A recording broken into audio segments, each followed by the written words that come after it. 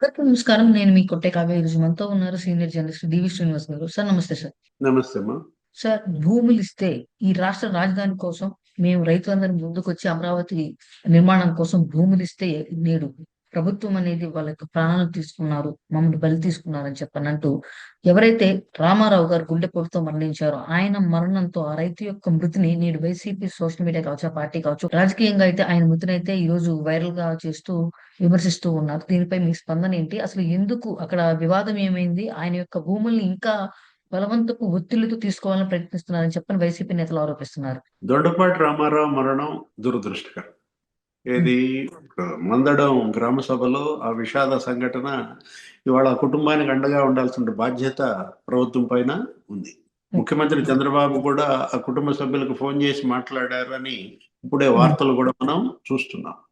అంటే ఓకే. దీన్ని అడ్డం పెట్టుకుని చిలవలు ఉమ్, పలవలుగా అటు వైఎస్ఆర్ కాంగ్రెస్ పార్టీ లేకపోతే ఆ సాక్షి మీడియా వాళ్ళ యొక్క ఉమ్, కూలి మీడియా నీలి మీడియా అప్పుడే దుష్ప్రచారం ప్రారంభించింది. అసలు ఉమ్, నేను ఆశ్చర్యపోయాను ఈరోజు సాక్షి పేపర్ చూసి. దానిలో ఉన్న హెడ్డింగ్ చదివి, భూములు ఇస్తే బలి తీసుకున్నారు, ఉమ్, గుండె పగిలిన రాజధాని రైతు. ఇప్పుడు 5 ఏళ్లలో 270 గుండెలు మిగాయి. ఉమ్.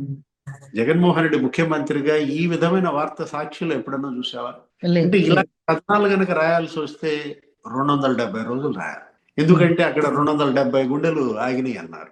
ఆ రోజు అమరావతి ఉద్యమంలో 1450 రోజుల్లో ఏమో ఆ ఉద్యమం నడిస్తే, నేను నా అమరావతి అని ఆ బాలకోటయ్య గారు ఎవరో ఒక పుస్తకం కూడా రాశారు.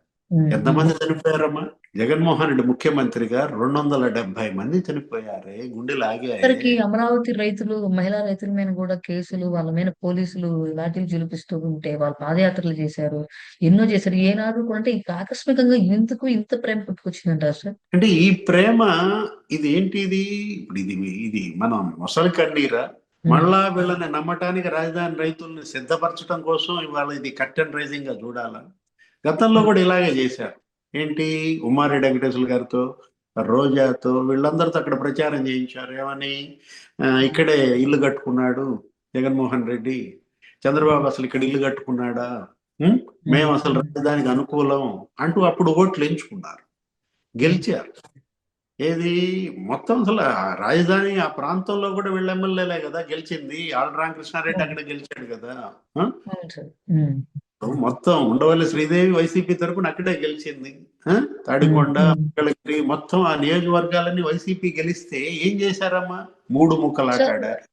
సార్ అంటే ఇప్పుడు భూ సమీకరణ కింద ఎవరైతే ఇప్పుడు చనిపోయారో రైతు ఆయన రామారావు గారు, ఆయనకు ఇంటిని కూడా తీసుకోబోతున్నారు అన్న సమాచారము, అటువంటి వార్తను దిగమింగుకోలేక ఈయన మృతి చెందారు అని చెప్పనైతే వార్తలు రాశారు మీరు కథనాలుగా. అది నిజమా కాదా?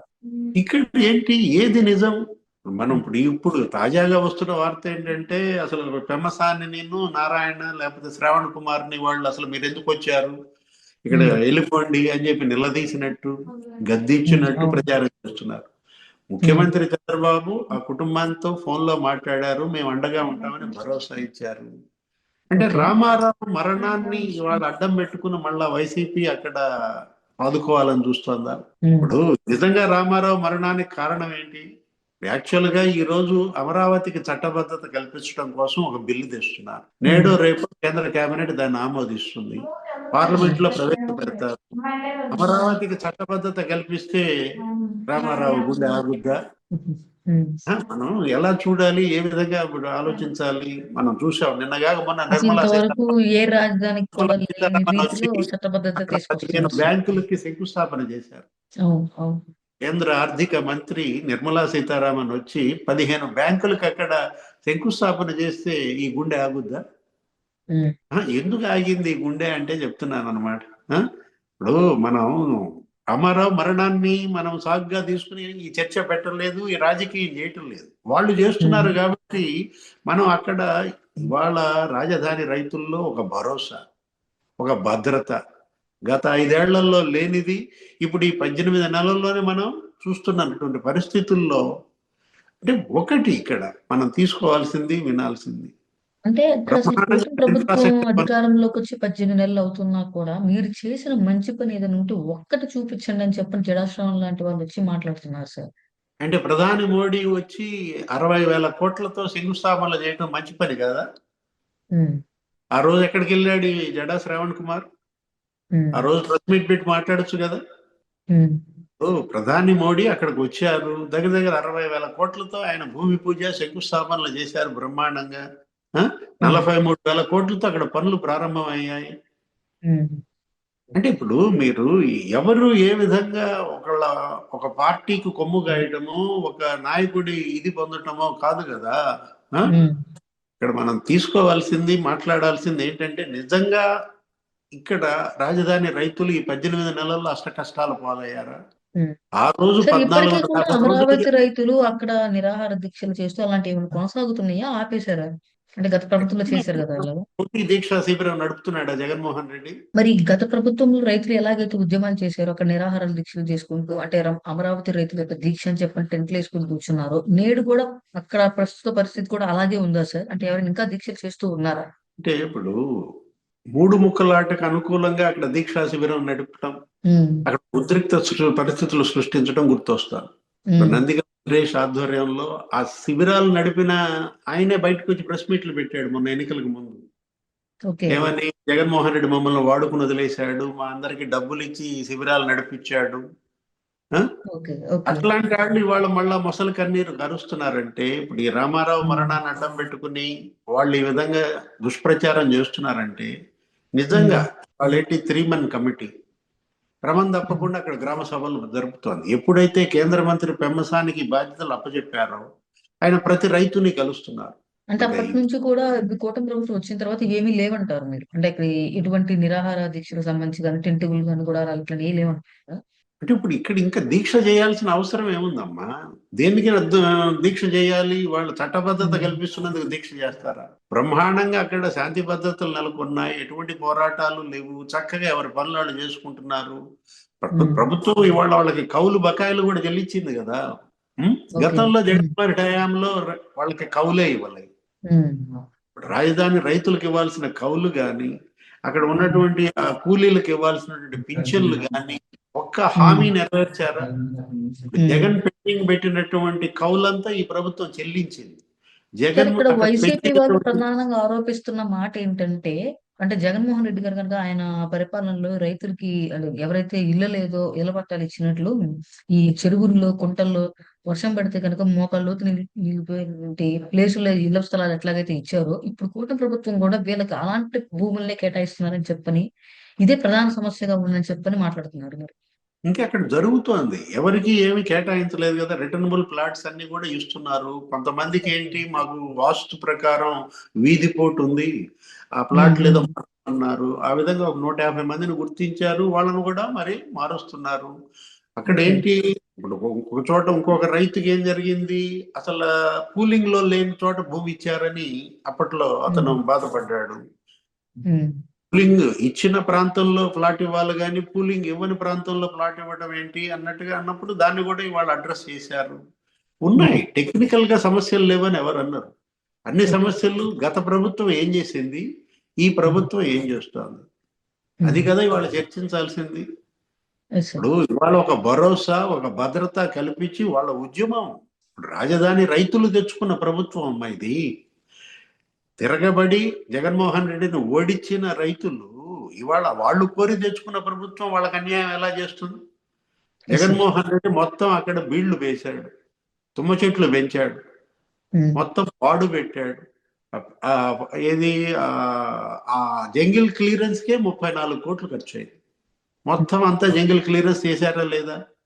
ఇప్పుడు అతను ఏంటి, అటు సెక్రటేరియట్ కి, ఇటు హైకోర్టుకి, వాటన్నిటికీ, అసెంబ్లీకి ఆ రాఫ్ట్ ఫౌండేషన్ తో ఆ పునాదులన్నింటినీ కూడా ఏం చేశాడు, చెరువులుగా మార్చాడు. ఉమ్, మొత్తం ఆ చెరువుల్లో నీళ్ళన్నీ ఇవాళ తోడిచ్చేశారు.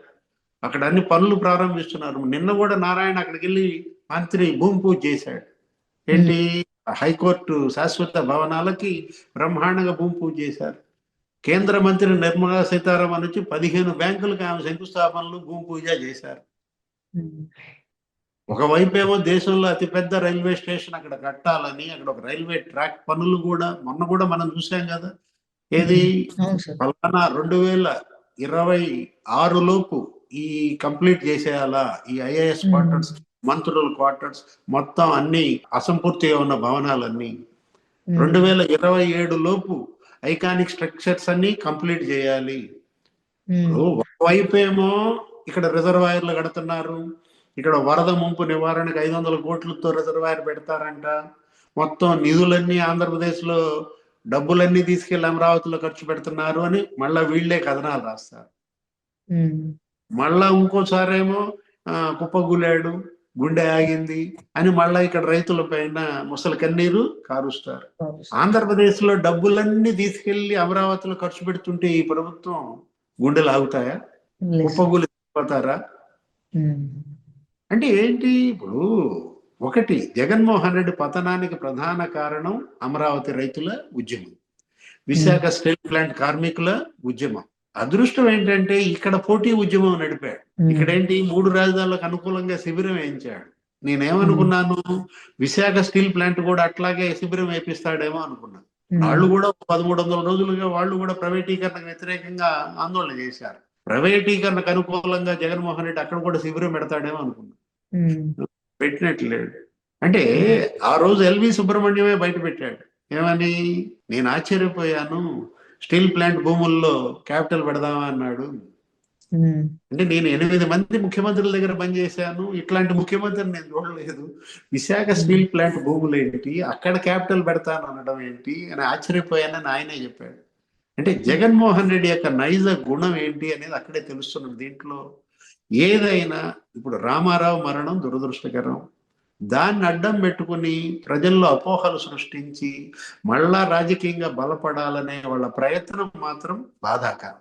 ఏది ఇక్కడ నిజంగా రామారావు మరణానికి కారణం ఏంటి? అది అతను సమస్యతోనే ఆ గుండె పగిలిందా? ఆ సమస్యను వెంటనే పరిష్కరించాల్సిన బాధ్యత ప్రభుత్వంపై ఉంది. ముఖ్యమంత్రి కూడా మాట్లాడారు కదా, ఆ కుటుంబంతో భరోసా ఇచ్చారు కదా. కాకపోతే దీన్ని అడ్డం పెట్టుకుని చిలువల పలవలుగా లేని సమస్యను సృష్టించి అక్కడ అభివృద్ధిని కనుక అడ్డుకోవాలని చూస్తే చరిత్ర క్షమించదు. జడా శ్రీరామకుమార్ మిగతా వాళ్ళతో ఈ విధంగా ప్రచారం చేయటం కాదు కదా. Yes sir. Okay sir, thank you sir. నమస్తే.